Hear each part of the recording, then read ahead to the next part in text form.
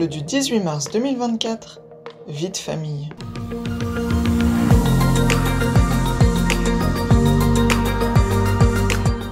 Qu'acceptons-nous de montrer de notre vie de famille?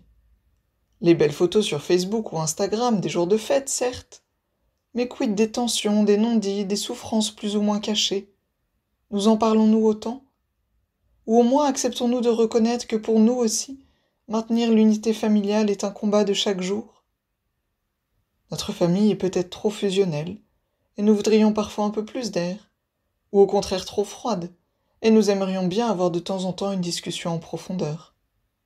Peut-être est-elle trop stricte ou trop laxiste à notre goût, en désaccord sur l'éducation de nos enfants. Peut-être encore les ponts sont-ils coupés ou presque, et nous nous retrouvons par obligation sans avoir grand-chose à nous dire. Peut-être au contraire y a-t-il bien trop de cris en permanence, et aimerions-nous qu'il y ait un peu moins de bruit, un peu moins de violence physique ou verbale. Pourtant tous nous avons le désir d'aimer et d'être aimés, et notre famille et notre couple semblent être un lieu privilégié pour vivre de cet amour. Qu'avons-nous fait de ce désir? Avons-nous baissé les bras, dépités par une réalité si loin de ce dont nous rêvions?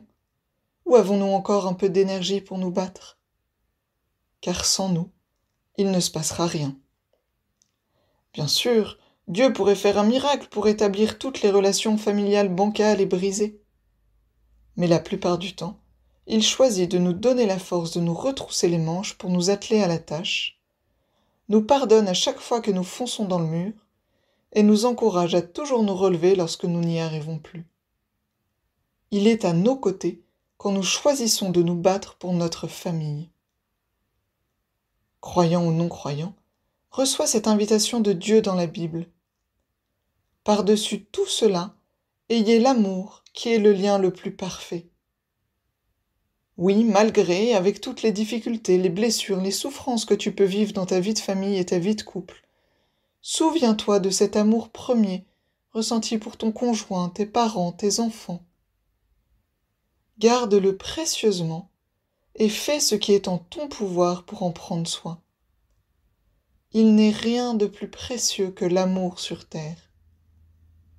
Alors voici une proposition de 3 petits pas pour entretenir l'amour envers et contre tout. Premièrement, choisir une relation familiale conflictuelle en ce moment. Pensez à la première rencontre avec cette personne ou à des souvenirs heureux des débuts de votre relation, de ton enfance.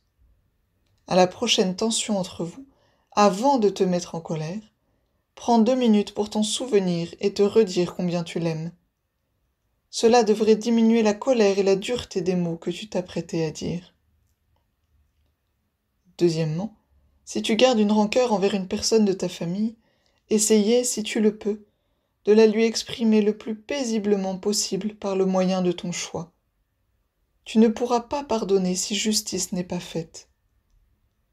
Peut-être ce pas est-il encore trop tôt, trop douloureux à faire, alors profites-en pour user et abuser du 3e petit pas. Troisièmement, priez, priez et priez. Tout ceci ne pourra se faire que si toi-même tu puises à la source de l'amour, si tu laisses Dieu t'aimer et te donner la force d'aimer les autres. Présente-lui avec tes mots ce qui te fait souffrir et demande-lui de venir agir précisément sur tel ou tel aspect d'une relation. Belle semaine à grandir en amour avec l'aide de Dieu.